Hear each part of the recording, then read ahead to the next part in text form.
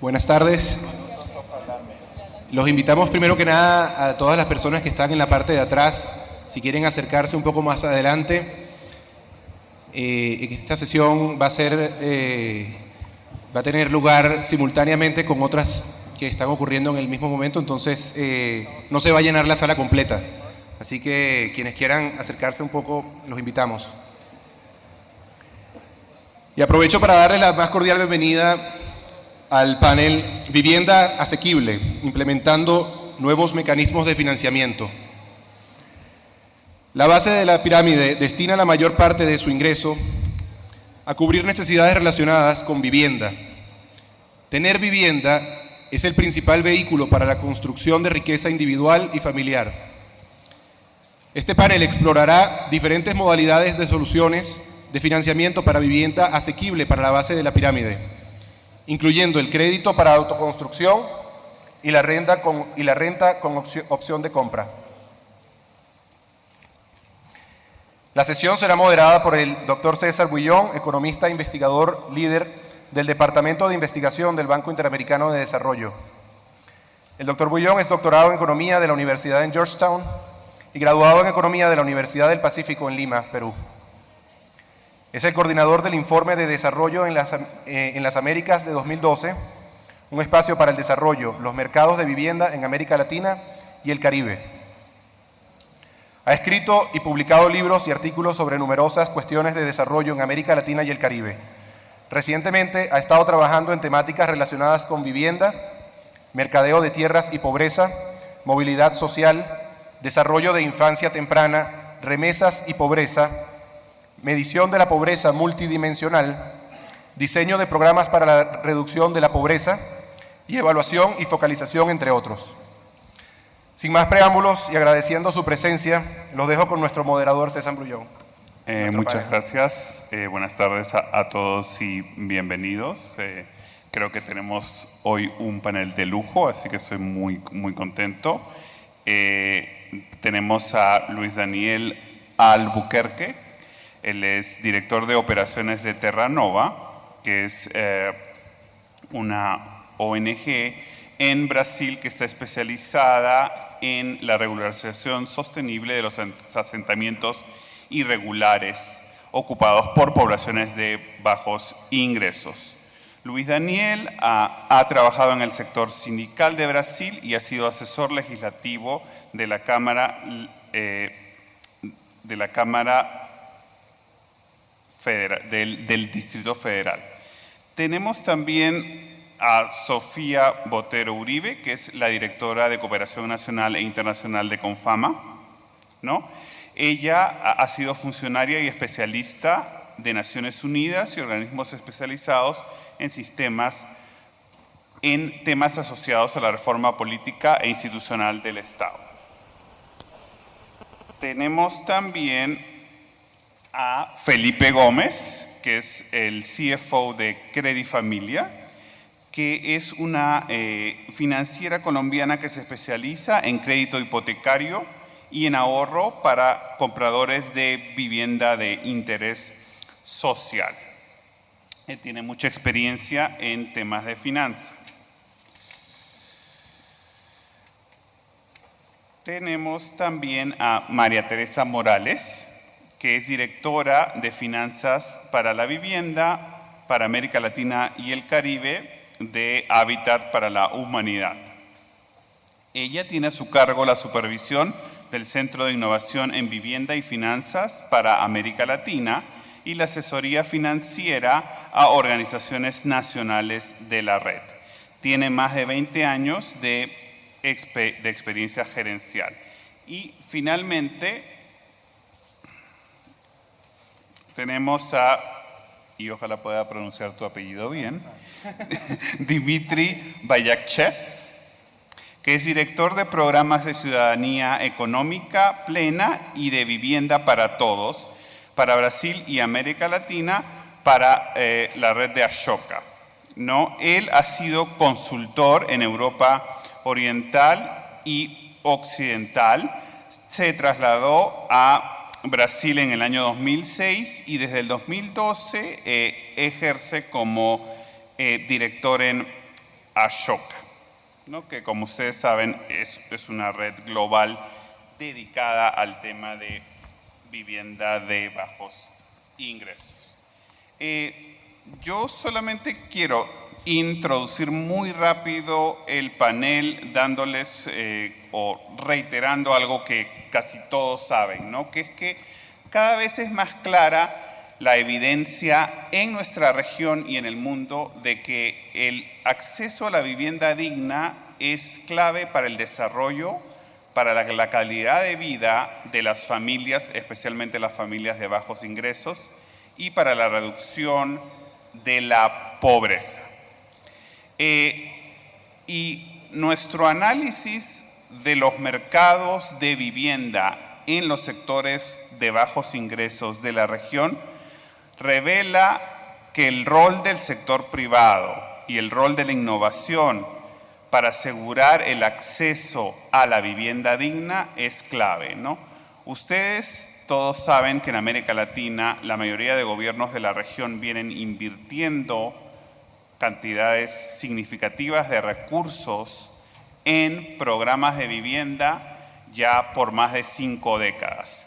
Pero todavía la región está sufriendo de una serie de déficits de vivienda que son altos cuando tomamos en cuenta el nivel de desarrollo regional. ¿Qué implica eso? Que necesariamente tenemos que atender las barreras a el accionar del sector privado en el mercado de vivienda, ¿no? Tenemos también que fomentar alianzas inteligentes entre el sector privado y el sector público, dado que existe todavía un camino amplio para que los subsidios del sector público puedan apalancar el crédito y el esfuerzo del sector privado. Nuestro panel hoy es sobre financiamiento para el acceso a vivienda a los sectores de más bajos ingresos. El financiamiento sigue siendo una de las barreras más importantes al acceso de vivienda digna en la región. Las últimas simulaciones que hemos hecho en el BID muestran que la pobreza, es decir, la carencia de ingresos, explica entre 10 y 15% de la incapacidad de los hogares de BOP para acceder a una vivienda digna en el sector formal. El resto se debe a restricciones que ya no van vinculadas a tener ingresos bajos, sino a no tener acceso al crédito y a problemas de penetración del sector privado en los sectores de bajos ingresos. En ese contexto, este panel lo que busca es intentar ver qué innovaciones podemos aplicar, qué innovaciones podemos escalar para lograr mayor financiamiento al sector de ingresos más bajos. Nuestro objetivo es buscar cuáles son las lecciones aprendidas, cuáles son los retos principales, porque cuando uno experimenta muchas veces tiene dificultades y tiene retos. ¿Cuáles son los desafíos para aumentar la penetración, ¿no? Que es un tema recurrente cuando uno habla de negocios BOP, la escala? Y finalmente, ¿cómo podemos medir el impacto social de las intervenciones que tenemos en el sector vivienda? Bueno, con esto vamos a tener presentaciones por cada uno de nuestros panelistas de unos 10 minutos. Les pido que sean muy conscientes del tiempo para ver si podemos al final tener algún espacio para preguntas. Y comenzamos con Luis Daniel. Gracias. Boa tarde a todos. Em primeiro lugar, só fazendo uma correção, nós não somos uma ONG, nós somos uma empresa. Nosotros somos una empresa. Los recursos que nos sustentan salen de nuestros proyectos. Muy bien. Terra Nova es una empresa que se especializa en intermediar en los conflictos de tierras entre los que viven en la tierra y los propietarios, buscando que los que habitan esa tierra se queden en esas áreas. Más o menos para el año 2001 nosotros nos dimos cuenta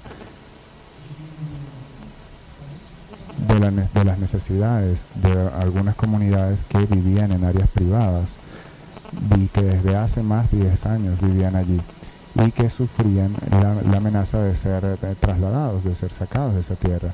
Y en ese encuentro estas personas demostraban su interés en pagar a los propietarios siempre y cuando esto fuese adecuado, o el pago fuese adecuado a la condición socioeconómica de la mayoría de las familias.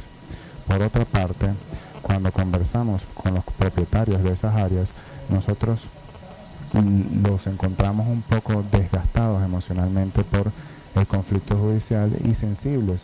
Después de 10 años se sentían bastante sensibles a la situación de los habitantes de esas tierras.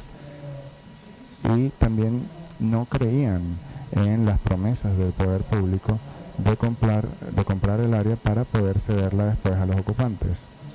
En Brasil, durante muchos años, esta fue una de las principales herramientas para regular y normar esas áreas privadas que estaban ocupadas. El poder público no desalojaba a las familias y terminaba comprando las áreas para después hacer la regulación.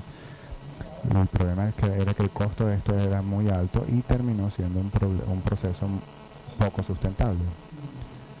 También en estos comienzos nosotros conversamos con el poder público, con las alcaldías de los municipios, y encontramos que las alcaldías de los municipios estaban diciendo que no tenían dinero para comprar el área, pero que sí tenían la voluntad de invertir en la infraestructura. Fue de esta forma como nosotros decidimos crear una empresa que pudiese mediar en todo este proceso de esas tres puntas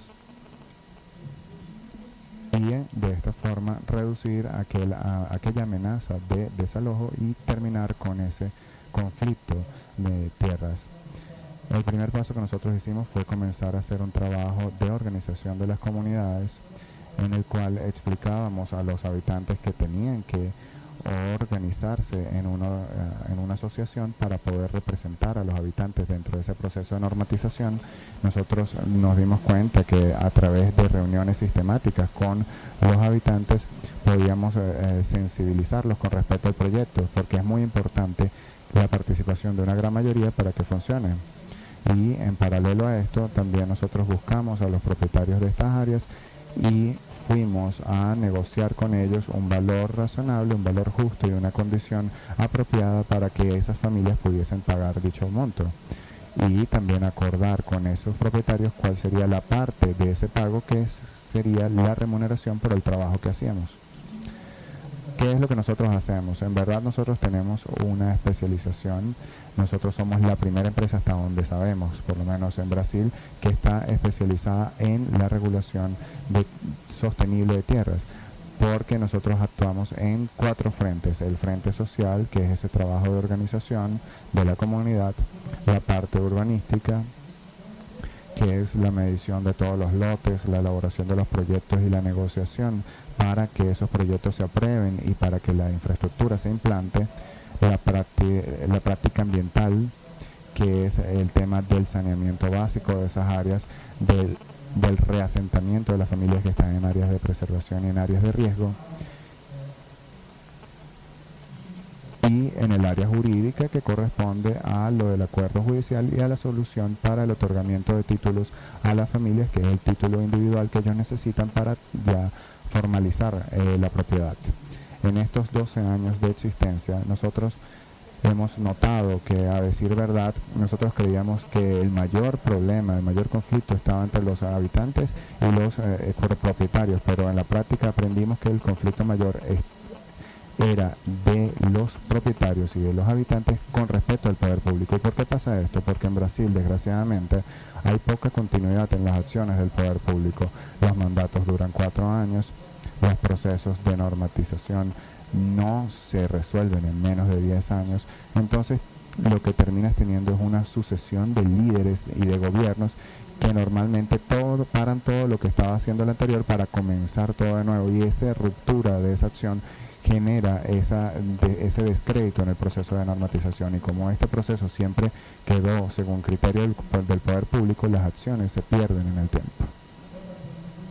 Otra cosa muy importante en Brasil es que existía una burocracia muy grande que se debía derrotar para poder aprobar los proyectos, para poder implantar esas infraestructuras, y gracias a Dios en los últimos 5 años hubo una reformulación de la legislación brasileña para beneficiar a esas comunidades y acortando ese camino entre los habitantes y el título de propiedad y la normatización de las áreas, la regulación de las áreas. Y también algo muy importante que yo sentí aquí como esencia de lo que se está dando en este encuentro es que las comunidades donde los líderes comunitarios eran los más representativos y tenían confianza de los habitantes, se desenvolvieron mucho mejor y más que en otras comunidades donde no existía esa participación. Muchas veces tienes que involucrarlos desde el comienzo del proceso. No sirve darles el paquete listo. Así, de esa forma, las acciones acaban teniendo una repercusión mucho mejor en la vida de ellos. Para finalizar, nosotros hoy actuamos en 14 proyectos que se concentran en las áreas de Paraná y del estado de Sao Paulo, que involucran a unas 20.000 familias en diferentes etapas de regulación. Son 14 proyectos donde ya se están dando los títulos y otros proyectos donde se está en fase de acuerdo judicial. Hay algunas preguntas que me pasaron, pero bueno, creo que las voy a dejar para después, ¿no? En fin, el trabajo de Terranova, creo que lo principal de nuestro trabajo es que nosotros trajimos, incorporamos a las propias comunidades y les dimos a ellos en sus manos la solución del problema, sin importar que el alcalde cambiase. Si el proyecto está a cargo de la comunidad, cualquier persona que entre allí en la alcaldía va a continuar con eso que se estableció al comienzo. Y creo que para nosotros eso fue una de las grandes victorias, uno de los grandes logros que hemos tenido a lo largo de estos 12 años. Muchas gracias. Tri. Gracias. Ashoka, as many of you know, we are not an organization. Ashoka no es una organización que se refiera únicamente a la vivienda, que se dedique a ello, pero en Brasil, Colombia y también en la India nosotros lanzamos un programa que pertenece a un programa más amplio que tiene que ver con crear modelos comerciales basados en una asociación público-privada, teniendo en cuenta el componente social. Para nosotros lo primero que se planteó era si sería posible crear un modelo que sea escalable, que sea comercialmente factible, o sea que no sea un programa aislado y que se base en una colaboración, en una asociación de esfuerzos. Ashoka, y me voy a referir a una de las aplicaciones de ese programa en Brasil. Ashoka no opera en estos programas, en estos países, sino que diseñamos la parte dinámica y lo lanzamos al mercado para mostrar que es posible extenderlo y que es posible eliminar ciertas barreras que siguen existiendo en los mercados y generar aprendizaje, dejarlo como una fuente abierta que se puede compartir con otras organizaciones que trabajan en el sector vivienda. En Brasil se trataba de mejoramiento habitacional. ¿Y por qué? Y se puede ver por la investigación que ha hecho el BID.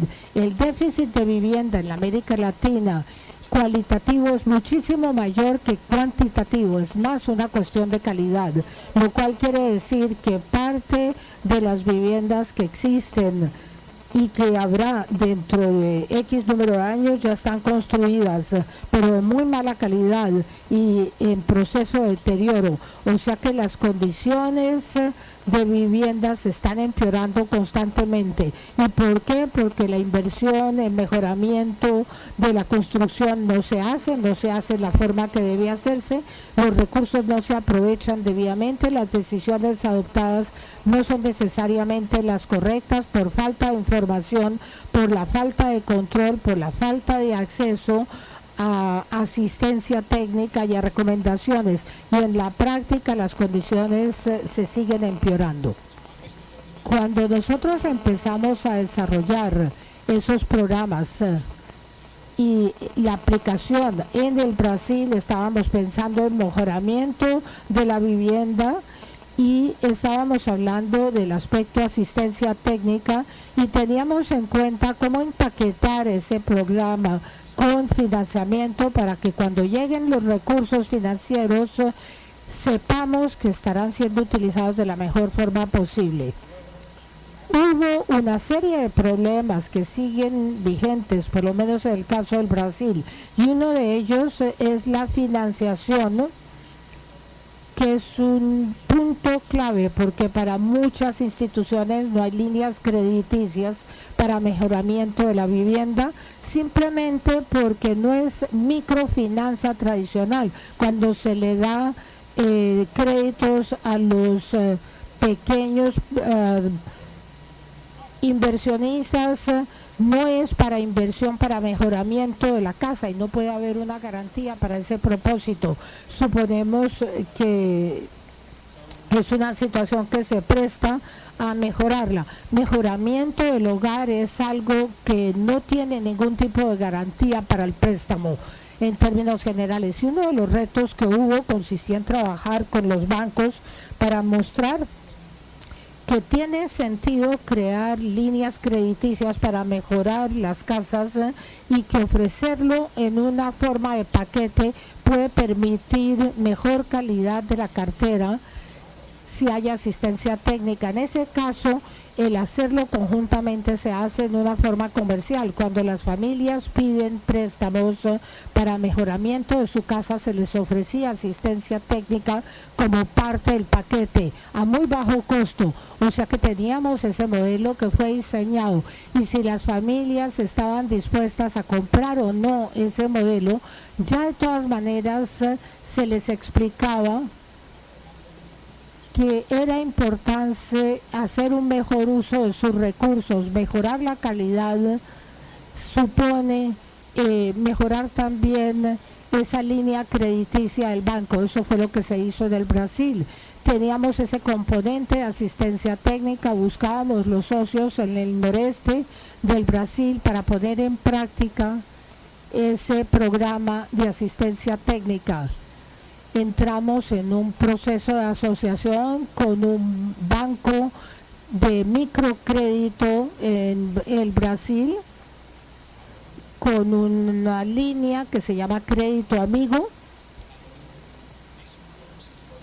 y esto de por sí fue una muy buena lección, porque tuvimos uno de los principales bancos estatales que aprobó la línea de crédito para vivienda en su organización, que incluyó el componente de asistencia técnica para acompañar el préstamo, que fue también la primera vez que ocurrió en el Brasil, y luego diseñamos una asociación entre este proveedor de asistencia técnica dentro del banco, porque es otro problema. Muchos bancos manifestaron su interés en ofrecer una solución conjunta, pero no querían asumir la responsabilidad por la utilización de los recursos.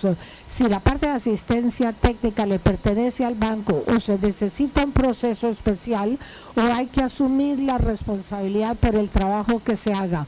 Los bancos tienen mucha renuencia, o por lo menos la tuvo, de asumir esa responsabilidad. Es un largo proceso de negociación, nos llevó un año diseñar y poner en práctica esa estrategia del Banco del Noreste. Finalmente empezó a funcionar. El hecho de tener socios independientes trabajando cada uno del lado, pero proporcionando servicios conjuntamente, da la oportunidad de avanzar y de extender el sistema. No necesariamente necesito el mismo proveedor para otras regiones, pero sí tengo una metodología, una fuente de experiencia que se puede utilizar en otros lugares y que se puede complementar. Eso es lo que se ha hecho. Y para ser muy franco, una de las lecciones, las expectativas nuestras eran mucho mayores a lo que finalmente se logró. Y la principal razón, sorprendentemente, resultó ser que el apetito de los bancos para promover estos créditos fue un impedimento. ¿Y por qué?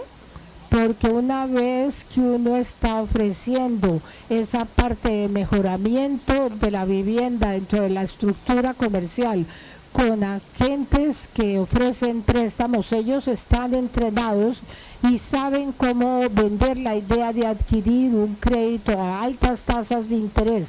Pero cuando uno ofrece un préstamo de mayor riesgo a más largo plazo, con tasas de interés que no son muy altas y el riesgo es alto, ellos tienen cierta renuencia en participar en ese empeño. Y lo que vimos es que el banco tiene que tomar la decisión estratégica de decir, esta es una prioridad para mí y yo quiero que ustedes vendan X cantidad de préstamos para mejoría de vivienda.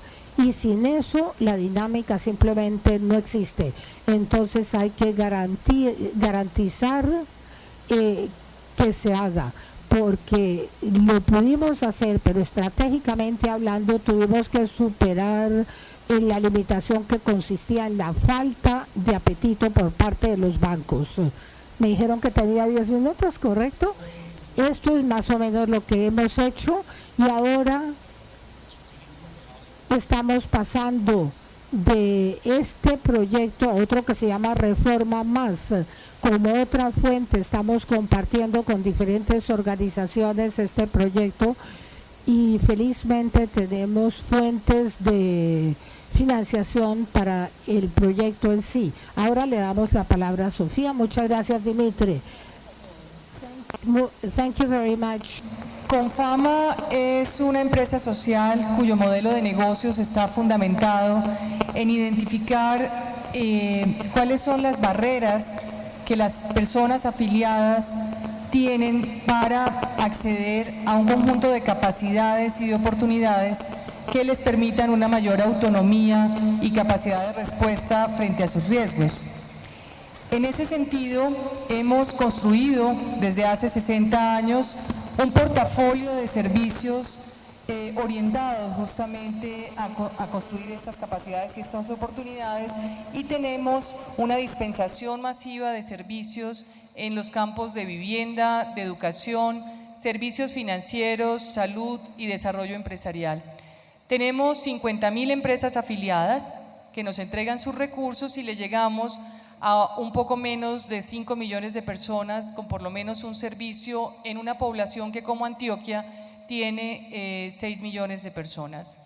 Eso habla entonces de una relación y de un capital de relacionamiento muy especial con las poblaciones a las que servimos, y muchas de las poblaciones a las que atendemos reciben en su gran mayoría ingresos bajos, cercanos a los 2 salarios mínimos, que corresponden a un ingreso aproximadamente de $500 mensuales por familia.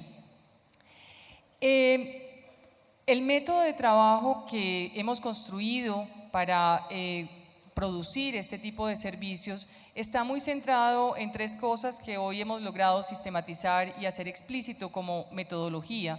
Lo primero es que hemos desarrollado una capacidad importante de observación social capaz de determinar barreras y aspiraciones en estos grupos poblacionales a los que atendemos. Pero adicionalmente hemos podido, a la luz de estas identificaciones de barreras y aspiraciones, construir unos campos de asociación importantes y de conectar actores que de manera tradicional no están cercanos para la construcción de soluciones y de procesos de innovación. En ese campo y con esa perspectiva entonces de construir felicidad, de construir desarrollo, de construir capacidades y oportunidades, queremos detenernos aquí a contar qué ha pasado en el tema de la vivienda. Y es importante señalar que el gobierno nacional en Colombia delegó hace algunos años la tarea de vivienda y de asignación de subsidios y de postulación a los subsidios a las cajas de compensación familiar. Y muchas de las familias que se convierten en beneficiarias de estos subsidios del Estado o de las cajas de compensación no logran hacer un verdadero cierre financiero, como lo anotaba César, por muchas razones. En este gráfico que se muestra allí, de manera permanente monitoreamos cuáles son las barreras específicas que tienen las familias beneficiarias para hacer su cierre financiero y poder acceder a una vivienda y por tanto a la mejora de su patrimonio. Y hay muchas de ellas, además de la capacidad financiera que mencionaba César, que están muy vinculadas al valor de la vivienda, que están vinculadas a la disponibilidad sí o no de tierras para construir, que está muy asociada a la oferta de servicios financieros para estos grupos de bajos ingresos, en fin. En este análisis hemos intervenido de manera periódica muchos de estos factores. Tenemos grandes alianzas con las empresas proveedoras de servicios y insumos para la construcción. Hemos también trabajado para lograr abaratamiento de costos de la vivienda. Hemos trabajado también, como en el caso de Villa Suramericana, experiencia que conocerá el banco mañana y los que quieran acompañarnos. Hemos logrado generar alianzas también para industrializar la vivienda y poder construir en menores tiempos y a menores costos y poder generar una oferta mucho mayor de viviendas de este tipo. Hemos logrado también con los constructores favorecer y estimular la construcción de proyectos en muchos lugares que antes no eran de interés para los constructores tradicionales, en fin. No obstante este esfuerzo, seguíamos observando que las familias seguían teniendo y siguen teniendo una dificultad grande para hacer el cierre financiero, pero quisimos intervenir uno de los factores principales muy orientado con lo siguiente. Las familias pobres en general, el 41% en Antioquia arrienda viviendas. Son viviendas de baja calidad, casi siempre viviendas informales, pero destina una porción muy importante de sus ingresos para pagar ese arriendo. Estamos hablando que de una familia de $500 de ingresos está destinando no menos del 50% para pagar un arriendo en estas condiciones. El 90% de estas familias requieren financiación para poder acceder a una vivienda y el 50% de ellas quisiera comprarla, pero no tiene consolidado un ahorro para poder ser sujeto de crédito o del subsidio que se le otorga en su calidad de ingresos para poder acceder a una vivienda. Estas circunstancias hacen entonces que en la medida en que esté pagando un alquiler no podrá de ninguna forma o de forma fácil constituir un ahorro de por lo menos el 20% del valor de la vivienda, que es una exigencia tanto para aplicar al subsidio de vivienda de interés social como para aplicar a un crédito financiero. Estas cosas nacen entonces de muchos lados. De un lado observábamos estas barreras, pero del otro teníamos viviendas en oferta que no podían ser entregadas a las familias porque no tenían el ahorro constituido, de modo que tenían la carta, tenían la posibilidad de un crédito, pero no era posible todavía con el subsidio acceder a esas viviendas.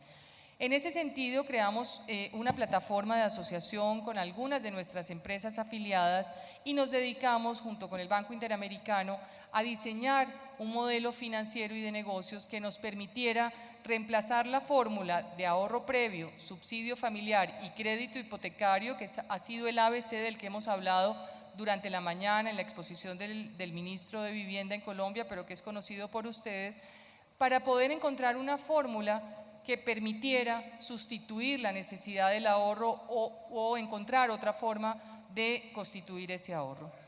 Y hicimos un poco de exploración en otros países, un poco lo que pasaba en Panamá, en Chile, pero también llamamos al sector financiero y a muchos y empezamos a preguntarnos qué figura financiera podríamos entonces impulsar para resolver esta barrera.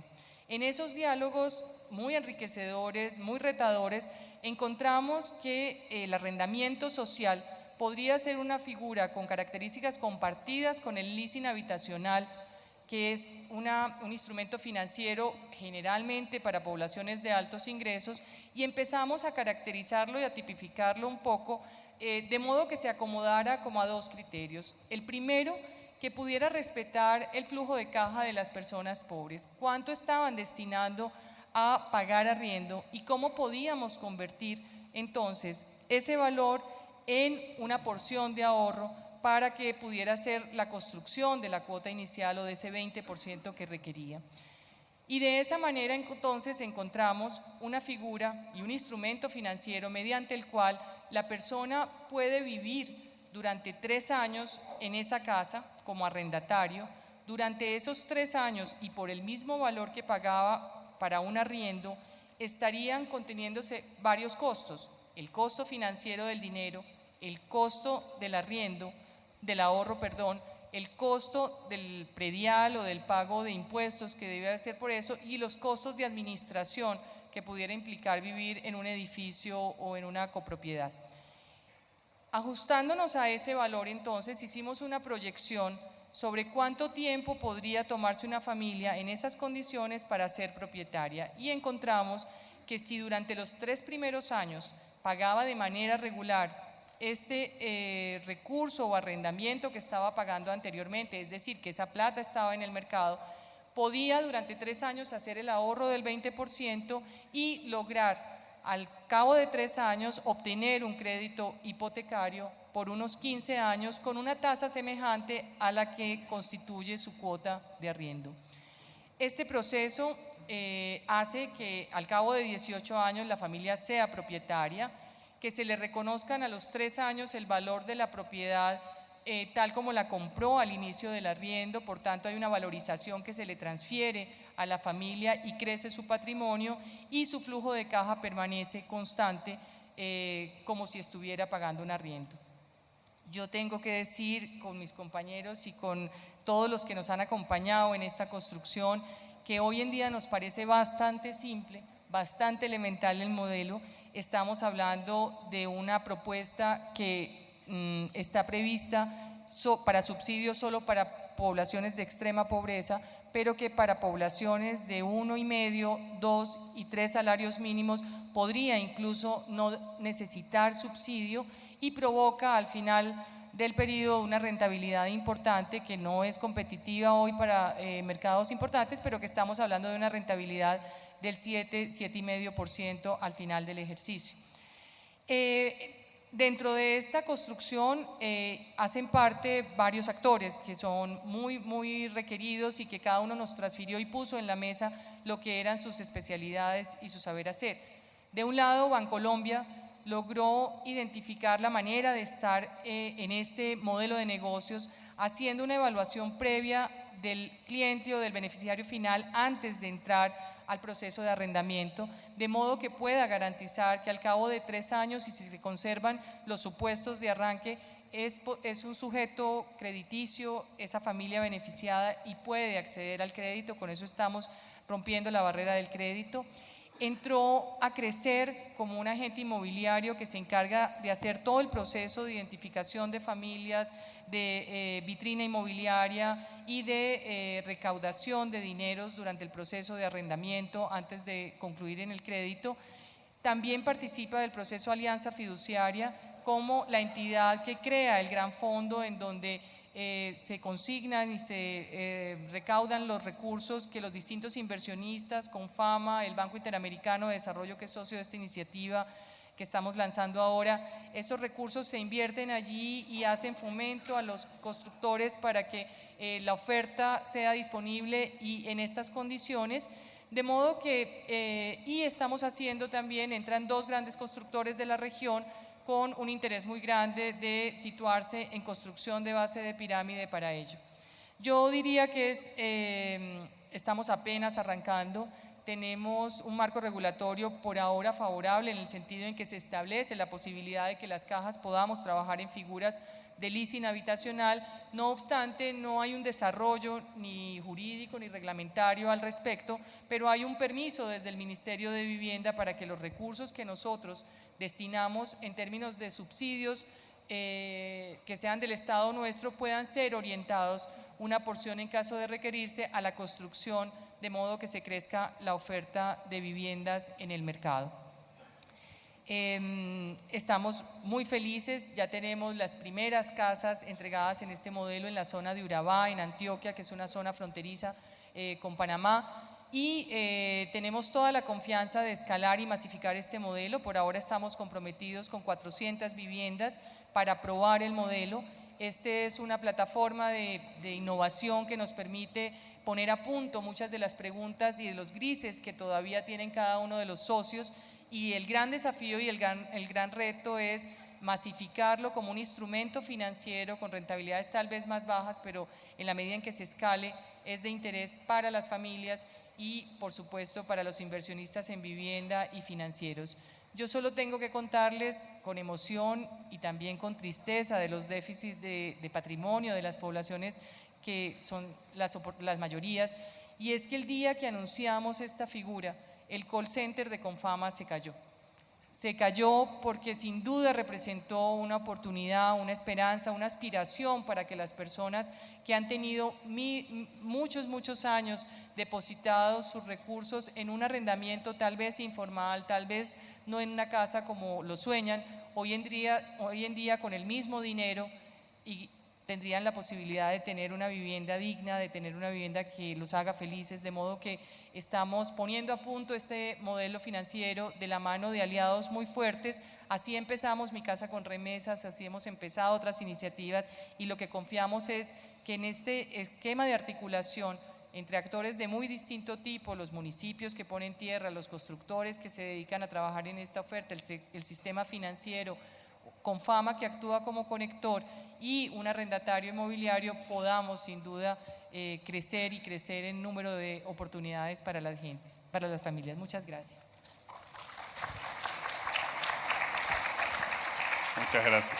Muchas gracias, Sofía. Pasamos ahora a Felipe. Muchas gracias y buenas tardes a todos. Bueno, Credifamilia es una compañía de financiamiento, de hecho la primera compañía de financiamiento en Colombia regulada y especializada exclusivamente en el financiamiento de vivienda para personas de bajos ingresos, es decir, financiamos sobre todo vivienda de interés social. Hasta ahora, digamos que hemos crecido significativamente, nuestros préstamos pueden ir hasta 140 millones de pesos, que son alrededor de $75.000, pero como vemos las necesidades en estos segmentos es mucho más bajo que eso, y nuestro crédito promedio está alrededor de $15.000, es decir, 30 millones de pesos. Para poder atraer a algunos de los compradores de vivienda que tradicionalmente no se han sentido apoyados por el sector financiero o creen que no tienen una oportunidad, entonces ni siquiera tratan de buscarla, hemos tratado de ampliar un poco nuestros productos y les ofrecemos unas cuentas de ahorros donde los vinculamos al sector financiero, los tratamos de bancarizar y pueden ir ahorrando para su cuota inicial de la vivienda. Es decir, son personas que si uno quisiera evaluarlos bajo el esquema tradicional de una entidad financiera en donde se consultan centrales de riesgo, en donde se puede ver endeudamiento con otras entidades, en donde uno puede ver comportamientos pues, en otro tipo de deudas, es imposible porque pues, no lo tienen. Entonces nosotros tratamos de crear eso para ellos y de esa manera pues, podemos ver un poco su comportamiento al mismo tiempo que ellos están armando su capital para poder llegar a comprar una vivienda.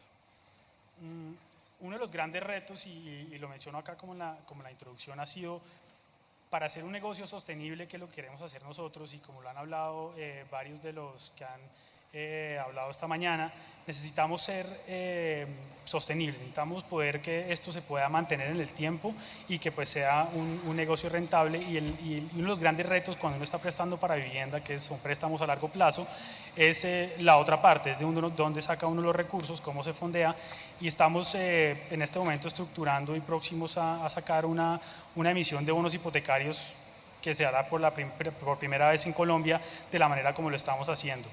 Entonces uno ve que hay que combinar varias cosas para poder llegar a estos clientes. El origen de Credifamilia está un poco fundamentado en lo que también hemos oído varias veces desde esta mañana, y es en el déficit habitacional tan grande que hay. En Colombia es de 3.800.000 viviendas, entre déficit cualitativo y cuantitativo, y pues eso simplemente es un problema muy serio, no hay como otra manera de describirlo. Y la necesidad que esto genera de vivienda y de toda la cadena que representa o que significa que una persona pueda comprar vivienda es la razón por la que existe Credifamilia. con lo que se está construyendo actualmente no alcanza para cubrir este déficit, entonces lo que se necesita es más actores, no solo como Credifamilia para financiar, sino también como constructores u otras entidades como Confama, por ejemplo, que están construyendo y que están aportando mucho en este sector para que podamos cerrar este déficit tan grande que tenemos. La otra parte, digamos, de la razón para existir Credifamilia es que en el sector financiero tradicional, como lo conocemos, es poca la cartera pues, o la cobertura que se le ha dado a este tipo de financiamiento.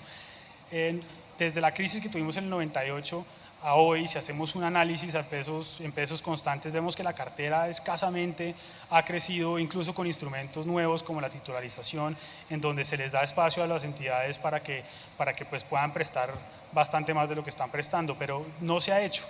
Y nosotros queremos entrar a participar en este mercado y queremos que esa cartera, desde cartera hipotecaria al sector financiero, crezca. Incluso si nos comparamos con otros países de América Latina, vemos que estamos en la cola de la fila, en países en donde la cartera hipotecaria está por encima del 20%, nosotros en Colombia estamos alrededor del 4%.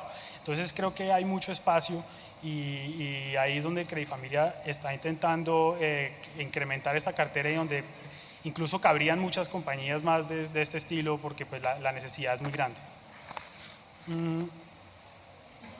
Nuestro modelo de negocio es lo que hemos tratado nosotros de diseñar de alguna manera innovadora, pues, y lo que hemos querido hacer es crear una entidad muy flexible, no como un banco tradicional que tiene oficinas, digamos que en puntos estratégicos de la ciudad, pero muchas oficinas para que los clientes se puedan acercar.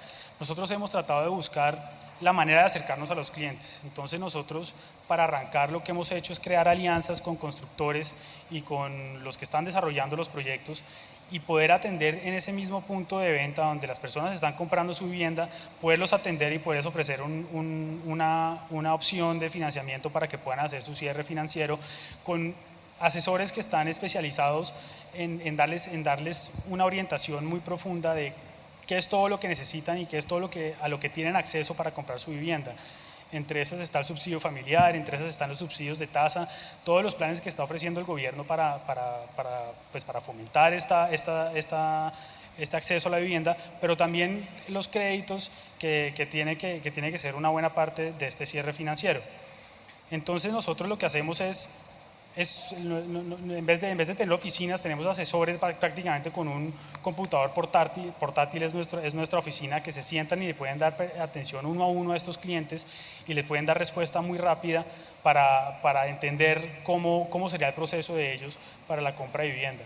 En estos casos hay los que ya tienen ahorro, entonces se les puede simplemente evaluar su capacidad de endeudamiento para finalmente otorgarles un crédito, otros que no lo tienen y ahí es donde entra la cuenta de ahorros que hemos diseñado, que no es una cuenta de ahorros donde, pues como se llama transaccional, donde las personas consignan y retiran a medida que van necesitando, sino es una cuenta de ahorro programado donde ellos van construyendo su cuota inicial. Entonces, para los que no están o los que no son fáciles de evaluar, nosotros les ofrecemos esto para que más adelante, al cabo de un año o el tiempo que la persona estime, sea capaz de postularse a un crédito y que se le pueda dar. En este momento, de hecho, después de 2 años de funcionamiento se están empezando a graduar, como lo llamamos nosotros, algunos de estos clientes que comenzaron con su ahorro, lo hicieron de manera juiciosa mensual y al final lograron un crédito aprobado y pues acceder a su vivienda. La otra parte la otra parte que queríamos nosotros de estar presentes en estos proyectos es que una vez están construidos, pues nosotros tenemos en alguna concentración geográfica, muchos clientes nuestros en donde podemos estar muy cerca de ellos y entender qué es lo que les está pasando. Hay proyectos desde 1.000 viviendas, 500 viviendas hasta 40.000 viviendas según la región, y nosotros lo que queremos es tener en esos proyectos una concentración muy grande y entender qué les pasa, si se están colgando, si algo pasa en su entorno familiar o en su situación laboral. Nosotros estamos muy cerca y podemos no controlar, pero sí por lo menos asesorarlos en todo el proceso y acompañarlos y buscar la manera pues de continuar con este crédito. Así pues lo que evitamos es que tener uno que llegar a extremos de quitarles una vivienda o llegar a extremos de cobros con abogados y simplemente estando cerca de ellos, entendiendo y ayudándolos un poco, nosotros podemos disminuir para nuestro beneficio, digamos, las tasas como de mora, y pues para el de ellos es que ellos se puedan permanecer en su casa. Algunas fotos que pasaría rápidamente es de los proyectos que estamos financiando. Hay unas viviendas que uno realmente se sorprende de la calidad de las viviendas que se pueden acceder mediante estos esquemas en los proyectos que están actualmente funcionando. Hay proyectos en las principales ciudades, Bogotá, alrededores, Medellín, alrededores, en la zona cafetera, en la costa. Hay unos proyectos muy interesantes, cada vez son más grandes, cada vez dan mejor calidad de vida a estas personas. Uno cuando las ve a veces el cambio que han tenido, pues de donde vivían antes a donde viven ahora, después de acceder a su financiación y entender que realmente es muy posible, pues el cambio es dramático. Lo que ellos logran y donde logran establecerse es algo muy, muy importante. ¿Cómo nos ha ido en estos 2 años?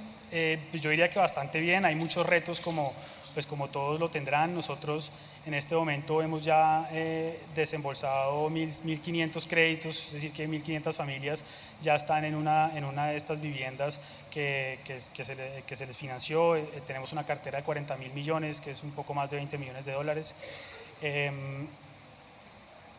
Tenemos alianzas con 58 constructores, que eso para nosotros es, digamos que realmente estratégico, porque es nuestro punto de contacto, es donde las personas van a buscar su vivienda. Entonces el hecho de tener una amplia red de constructores ha sido para nosotros muy importante. Tenemos, además de los 1.500 créditos aprobados, tenemos otros 1.200 más o menos por desembolsar, que por ser vivienda nueva, entonces uno tiene unos tiempos entre que se aprueba y se desembolsa de más o menos un poquito más de un año, pero pues esto quiere decir que cada vez uno ve que la bola de nieve se va creciendo, y eso pues es muy satisfactorio. Hemos tenido una calidad de cartera realmente buena. Hasta ahora tenemos, creo que un crédito en mora, digamos, calificado ya en calificaciones un poco más bajas. Eso es realmente sorprendente. Por un lado, pues por el equipo que hemos logrado consolidar créditos de buena calidad, pero también yo creo que tiene mucho que ver con estas personas que compran estas viviendas y sienten una pertenencia muy grande a ellas, y es muy importante, es una parte muy importante de su patrimonio. Nuestros créditos promedio, como les contaba, son realmente pequeños, entonces tenemos una gran base de créditos. Financiamos lo que uno pensaría, según, digamos, como está la regulación, es que uno financia lo máximo que le permite la ley, porque las personas no tienen la capacidad para el ahorro, pero realmente aquí es donde el gobierno con sus políticas entra a ayudar de manera muy importante, y con los subsidios que otorga a través de las cajas de compensación. En realidad lo que necesitan de crédito las personas en promedio está entre 50 y 60%. Entonces esto creo que es un trabajo en equipo entre muchas entidades, con constructores, entre el sector financiero y el gobierno, que entre todos estamos logrando que las personas realmente accedan a viviendas dignas. Gracias, Felipe. Y María Teresa. Bueno, buenas tardes. Es un gusto estar aquí. Yo les voy a hablar un poco de la experiencia que ha tenido Habitat en el tema de microfinanzas para vivienda.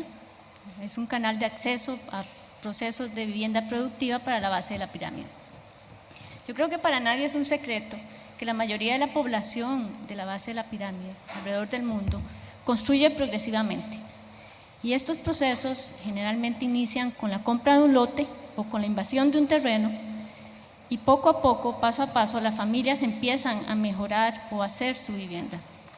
Estos procesos pueden tomar de 5 a 15 años normalmente, y sorprendentemente ha tenido muy poco apoyo institucional, especialmente muy poco apoyo financiero y técnico en estos procesos.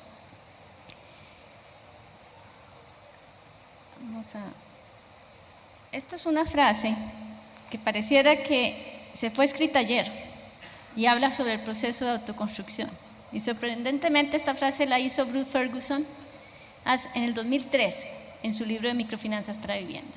O sea, todavía tenemos una gran necesidad de apoyo a este proceso de autoconstrucción, y el reto principal es encontrar diferentes mecanismos para apoyar financieramente y técnicamente este proceso. En este contexto, Habitat ha visualizado las microfinanzas para vivienda como un canal, una alternativa de financiamiento con gran capacidad de ayudar a esta población de bajos ingresos. Las microfinanzas para vivienda es una adaptación al ámbito de vivienda de las mejores prácticas de los programas de microfinanzas y en realidad es un proceso que implica varios créditos consecutivos donde la familia poco a poco empieza a lograr su sueño familiar. Pero más que contárselos, les voy a presentar un video con testimonios de diferentes actores con los cuales hemos trabajado, donde se han desarrollado programas de microfinanzas para vivienda, con actores financieros y por supuesto con las familias, que son unas de las protagonistas de estos programas. Les vamos a pasar ese video.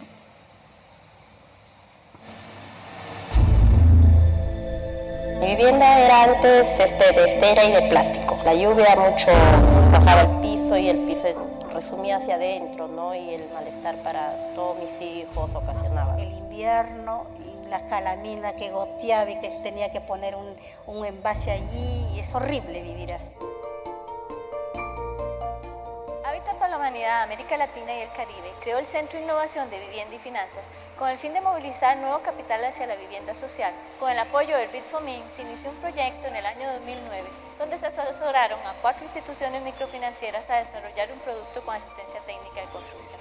Este componente diferenciador orienta, apoya y estimula a la familia a ir logrando su sueño familiar paso a paso a través de microcréditos que les permite llegar a la mejora total de su vivienda de acuerdo a su capacidad de pago. Las principales dificultades de las familias de bajos recursos económicos para adquirir un crédito de vivienda está básicamente por el lado de los requisitos. He intentado en otros bancos, pero los requisitos son muchos, los intereses son muchos. Muchas entidades piden los títulos de propiedad, inscripción a registros y que estén formalmente registrados. Pero en esta zona principalmente las familias de bajos recursos no cuentan con esa documentación. Los otros bancos hasta hipotecan tu terreno, tu casa, entonces asusta. Y la otra limitación es que había muchos de por acá son de cómo demostrar sus ingresos. O sea, hay mucha informalidad acá. Las familias de bajos recursos económicos no cuentan con una asesoría de un arquitecto o de un ingeniero civil que les pueda dar una mejor orientación de en qué terreno están construyendo. Es por eso que en Edificar contamos con una persona técnica, un ingeniero civil, que le brinda el asesoramiento adecuado para que las familias progresivamente vayan haciendo sus estructuras que les permitan ampliar. Dentro de la cuota que la persona está pagando ya está incluido la asistencia técnica ya. En lo que es la asesoría técnica, vino el ingeniero, me asesoró como debe ser. Había unos problemas en mi construcción que yo no sabía cómo lo voy a hacer, pero él me lo solucionó. Pueden decir, nos dicen a nosotros queremos hacer tal cosa, señorita quiero llenar mi techo, pero nosotros cuando entramos en su casa comenzamos a conversar con ella y le hacemos preguntas, vemos que a simple vista resaltan otras cosas indispensables que ellas requieren hacer primero.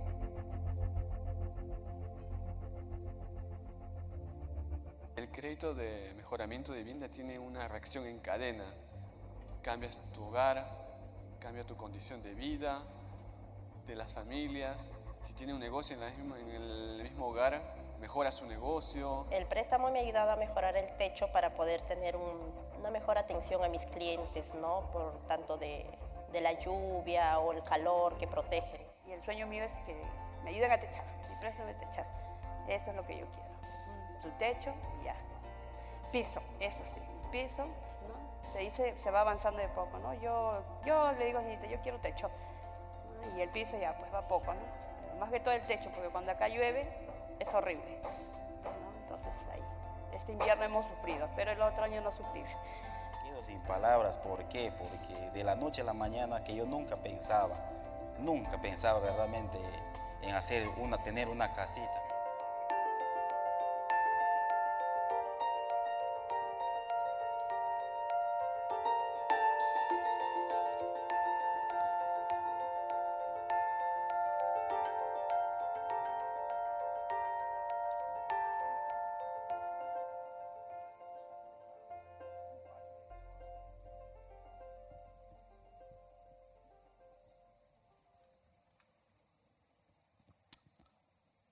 Bueno, este programa de microfinanzas para vivienda empezó en Habitat en el año 2010, con apoyo del BID-FOMIN, y empezó en Perú con 4 instituciones microfinancieras donde Habitat colaboró dando asistencia técnica institucional en diseño del producto. Algo que hemos aprendido a lo largo de estos años es que es importante diseñar el producto adecuado a la base de la pirámide, y eso lo oímos hoy en la mañana con el Dr. Hart, que es importantísimo conocer las necesidades, preferencias y capacidades de la población meta que se quiere atender, y en la base de la pirámide tenemos que tener mucho cuidado con eso. Algo que también descubrimos es que hay que definir una propuesta de valor. No podemos suponer que la necesidad es la propuesta de valor. Y hay que definir una propuesta de valor para los diferentes actores. En el caso de los actores financieros, definimos que una de las propuestas de valor es que podía diversificar y fortalecer la fidelidad de sus clientes, podría generar mayor penetración con un producto sostenible y asequible, podría generar mejor posicionamiento y podría mejorar sus indicadores de desempeño social, y también en muchos de los casos logramos comprobar que el portafolio en riesgo de estas instituciones en el tema de vivienda era mucho mejor que el portafolio en riesgo de otras líneas de producto. La propuesta de valor para las familias no podíamos suponer que era solo el crédito. El crédito es una de esas propuestas de valor, pero lo otro es que acelera y mejora el proceso el proceso de autoconstrucción que la familia tiene. El otro es que contribuye a la inclusión financiera. Algunas de estas familias que participaron en estos programas no eran candidatos a crédito, empezaron con estos programas. Contribuye a apalancar oportunidades de generación de ingresos. Vimos, y lo vimos en el video, que algunas de las familias donde empezaron el proceso de mejoramiento de su vivienda encontraron alternativas de generación de ingresos inmediatamente. Y lo otro es que mejora la calidad de vida de las familias, lo cual es algo tangible y lo podemos ver todos. Las lecciones aprendidas principalmente es esa: hay que definir, identificar propuestas de valor para los diferentes actores en estos programas. Entiéndase actores, instituciones financieras, familias. Si tenemos proveedores de materiales participando, pues también debemos de definir una propuesta de valor clara desde el inicio. La otra lección aprendida es que el diseño de productos y servicios debe de ir de acuerdo a las necesidades, capacidades y preferencias de la familia y de esta población de la base de la pirámide. Que el producto de microfinanzas para vivienda con asistencia técnica y construcción es sostenible y accesible siempre y cuando esté alineado a las características socioeconómicas de la familia, se alcance escala y que sea respaldado por una estrategia de promoción y posicionamiento, como cualquier otro producto. El otro gran lección es que la asistencia técnica llega a ser un elemento diferenciador si acelera y mejora la calidad de la solución que la familia logra al final, si contribuye a la venta y promoción del producto microfinanciero, si aumenta la satisfacción del cliente y si se logra establecer un plan de mejora continua. Y eso es importantísimo porque eso es un valor agregado tanto para las familias de la base de la pirámide como para el proveedor financiero. Y la última y gran lección, creo yo, que lo hemos mencionado todo el día o se ha hablado mucho, es que las microfinanzas para vivienda va más allá de la participación de dos actores, que es la institución financiera y las familias. Necesitamos más actores para lograr escala.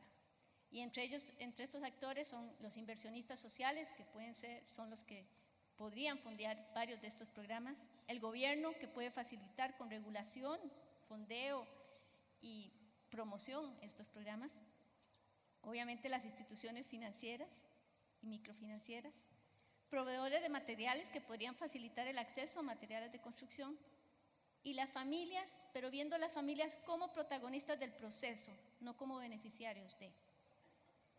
Eso podríamos decir que fue una de las grandes lecciones en este proceso. En este año, en el 2013, los logros que se ha tenido este programa, se han movilizado $69 millones con 10 aliados con los cuales diseñamos productos de microfinanzas para vivienda.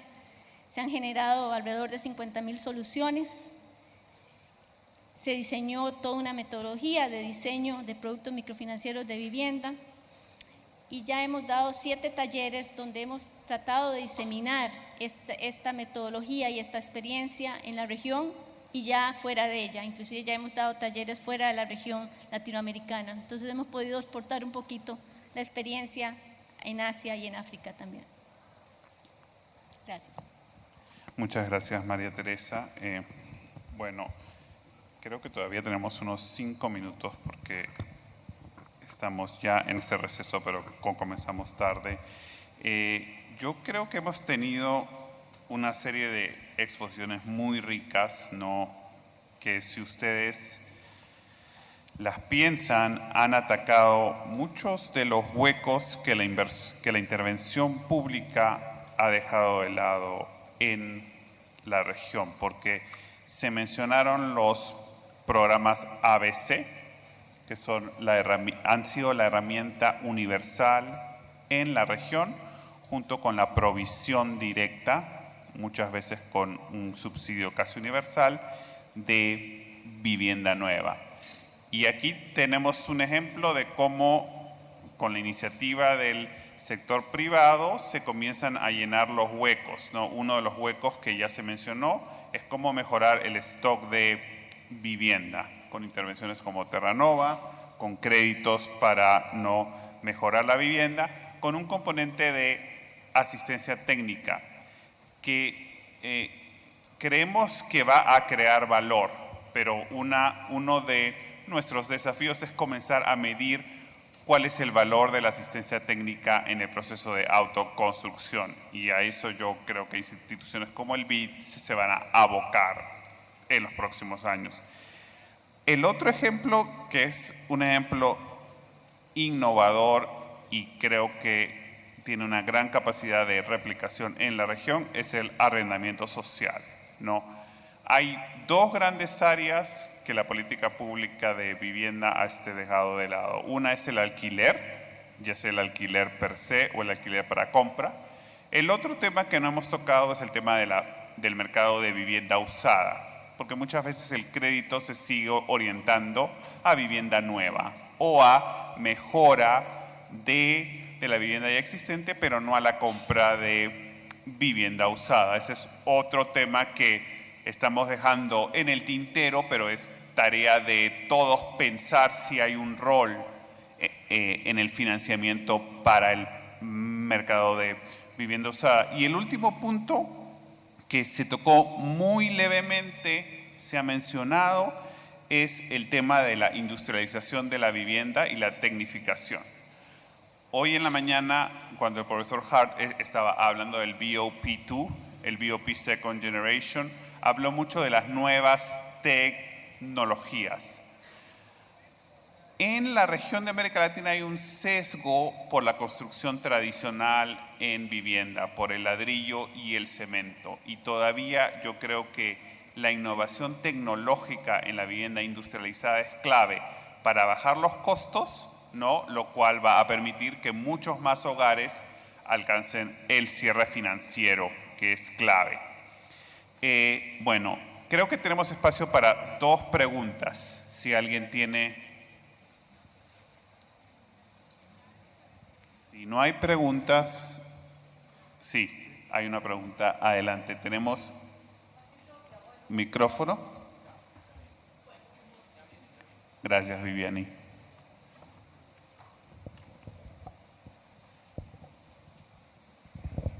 Yo quería preguntarle a la señora de Confama, que me pareció muy interesante esto del arrendamiento social, pero dentro de la exposición no explicó y tengo la duda de qué pasa cuando yo arriendo una casa, quién la compra, porque claro, yo pago 3 años, según lo que te entendí, se pagan 3 años y luego junto una cantidad de plata y pido el crédito, pero ningún dueño de una casa va a esperar el tiempo para que uno pueda comprar la casa, o es una casa nueva, son casas nuevas. No, prevé construcción nueva de casas en donde el costo del arrendamiento incorpora un valor y costo financiero del dinero que se hizo para la inversión y luego a los 3 años pasa a un crédito hipotecario. Obviamente esto necesita inversionistas, en este caso estamos actuando como inversionistas y constructores o compradores de casas en el caso de Confama, pero la idea es atraer muchos más inversionistas a este esfuerzo de construcción y de disposición de estas viviendas para arrendamiento. ¿Alguna otra pregunta? Acá.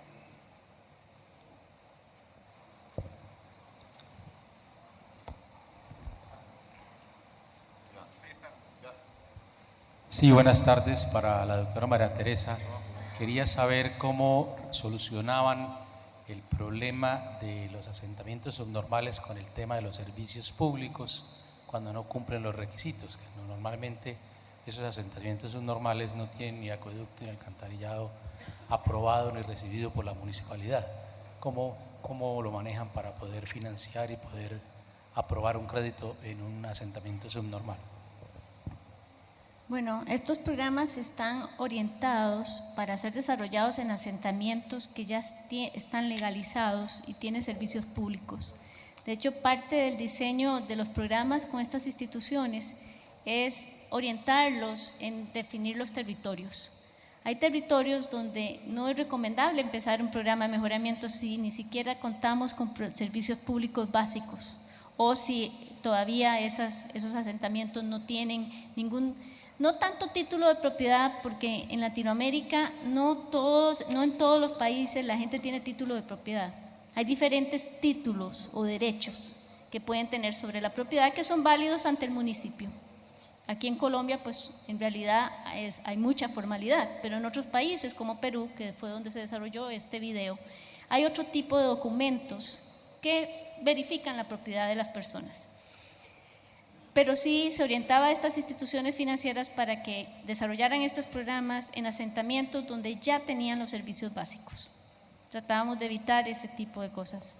Hay que empezar a hacer una intervención generalmente a cargo del gobierno, tal vez con participación del sector privado, para mejorar la infraestructura comunitaria antes de entrar con un programa de mejoramiento masivo.